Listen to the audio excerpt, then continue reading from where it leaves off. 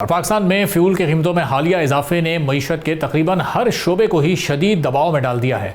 अब business community ने इस सूरत हाल को इक़्तिसादी हंगामी हालत करार देने का मुतालबा किया है, जबकि हुकूमत की जानिब से 9 मार्च को नेशनल एनर्जी एमरजेंसी पहले ही नाफिज की जा चुकी थी। हालिया इजाफा सिर्फ कीमतों तक महदूद नहीं है, बल्कि इसके असरात बराह रास्त प्रोडक्शन कॉस्ट के साथ साथ जॉब्स और फिर एक्सपोर्ट्स पर भी पड़ रहे हैं और एग्रीकल्चर सेक्टर भी बुरी तरह से मुतासर हो सकता है। इंडस्ट्री के नुमाइंदों के मुताबिक पेट्रोल और डीजल महंगे होने से फ्रेट और ट्रांसपोर्ट कॉस्ट में नुमाया इजाफा हुआ है, जिसने टेक्सटाइल के साथ साथ मैन्युफैक्चरिंग और दीगर सेक्टर्स की कॉस्ट को भी फौरी तौर पर बढ़ा दिया है। अब federation of Pakistan chamber of commerce and industry ने खबरदार किया है कि अगर यही सूरत हाल थोड़े अरसे तक बरकरार रहती है तो खुदा न खास्ता कारखाने बंद हो सकते हैं, प्रोडक्शन कम हो सकती है और बेरोज़गारी में भी इजाफा हो सकता है। ख़ासतौर पर छोटे और दरमियाने दर्जे के कारोबार शदीद ख़तरे में आ जाएंगे, क्योंकि महदूद वसाइल की वजह से उनका सस्टेन करना इन हालात में बहुत ही मुश्किल हो सकता है। अब एग्रीकल्चर सेक्टर भी इस बुरान से ज़ाहिर महफूज नहीं है। डीजल महंगा होने से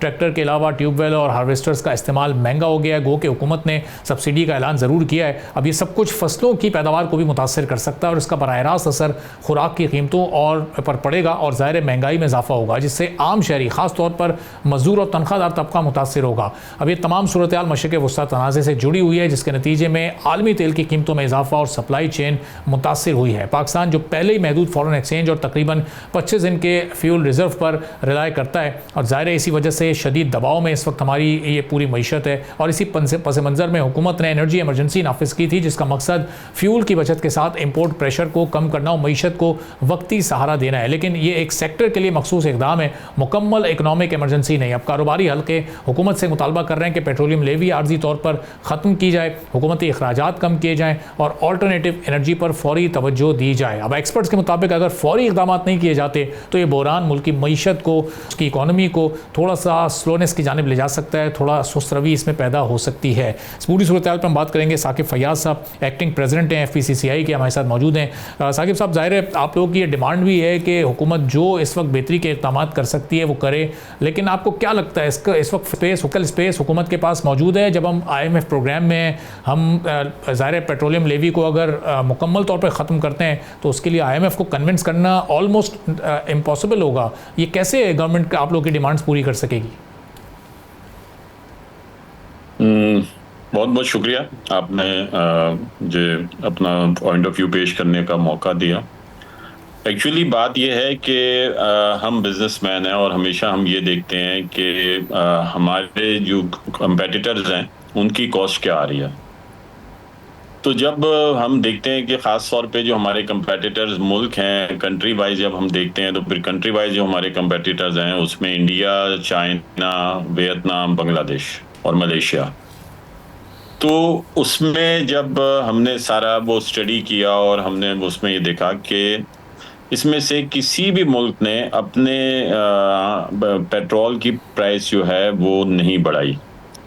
लोकली अपने लोगों के लिए पेट्रोल की प्राइस सिर्फ तकरीबन कोई 2 से 8% तक बढ़ाई। किसी ने 2% बढ़ाई, किसी ने 5% बढ़ाई, किसी ने 8% बढ़ाई। और हमारे यहाँ जो है अभी तक जो पोस्ट अभी जो पहले जो था जो प्राइस थी और अब जो आफ्टर वॉर है वो तकरीबन 77% बढ़ गई है। तो इसका मतलब है कि अब ख़ास तौर पे हमारी जो प्रोडक्ट्स हैं, जो हमारी ख़ास तौर पे एक्सपोर्टेबल प्रोडक्ट्स की कॉस्ट भी ऊपर होगी और उनको जो है जो वो इन कंट्रीज़ के जो हमारे कंपेटिटर्स हैं उनकी कॉस्ट में इजाफा नहीं होगा। और पहले ही हमारे जो एक्सपोर्टर हैं वो ये शिकायत लेके फेडरेशन में आते हैं कि किसी तरीके से गवर्नमेंट से बात करें, हम compete नहीं कर पा रहे। ये बात मैं कर रहा हूँ प्री वॉर की। और अब जब ये सूरत हाल है कि जब पेट्रोल की प्राइस इतनी बढ़ जाएगी, जो 77% जो है वो उन्होंने बढ़ाई और फिर वो जो है प्राइम मिनिस्टर साहब ने इंटरवेन किया और उसको किया, लेकिन डीजल की प्राइस को कम नहीं किया। एक्चुअली तो जितनी भी ट्रांसपोर्ट है इंडस्ट्रीज में वो डीजल ही उधर इस्तेमाल होता है उस ट्रांसपोर्ट में। तो जब तक डीजल की प्राइस कम नहीं करेंगे तो मेरे ख्याल में हमारी कॉस्ट जो है वो ऊपर होगी और हमारी जो कॉस्ट ऑफ डूइंग बिजनेस और कॉस्ट ऑफ जो प्रोडक्ट है होगी।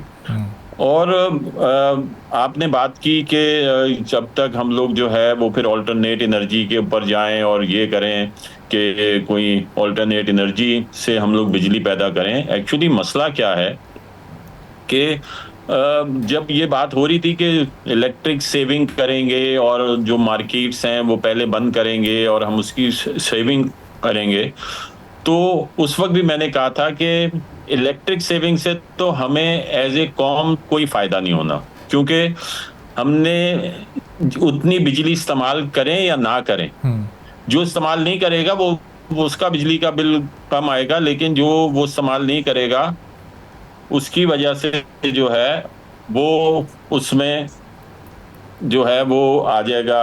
कैपेसिटी पेमेंट जो है ज़ाहिर है कैपेसिटी चार्जेस हैं, बिल्कुल जी, कैपेसिटी चार्जेस की जो पेमेंट है वो उसको वो पे करनी पड़ेंगी। तो फिर इसका मतलब है कि हमें वो वाले दाम से भी कोई फायदा नहीं है। तो हमें ऐसे कंक्रीट किस्म के हमें मेजर्स लेने पड़ेंगे कि किसी तरीके से हमारी कॉस्ट ना बढ़ने पाए, क्योंकि एक्सपोर्ट के ऊपर पहली प्रेशर है। अभी अगर हम लोग ये पिछले साल और अगर इस साल मंथ टू मंथ अगर ये देखें तो 10 से 12% एक्सपोर्ट जो है हमारी डिक्लाइन हुई है। हमारी करेंसी के ऊपर भी प्रेशर आ रहा है, क्योंकि पेट्रोल की प्राइसेस बढ़ गई हैं। और अगर तकरीबन ये कोई $10 अगर पर बैरल बढ़ता है तो हमारे पास जो है वो 1 से $1.5 बिलियन का फर्क आ जाता है। तो मैं समझता हूँ कि बहुत ही मुश्किल सूरत हाल है पाकिस्तान के लिए। तो हमें बहुत ही सोच समझ के फैसले करने होंगे।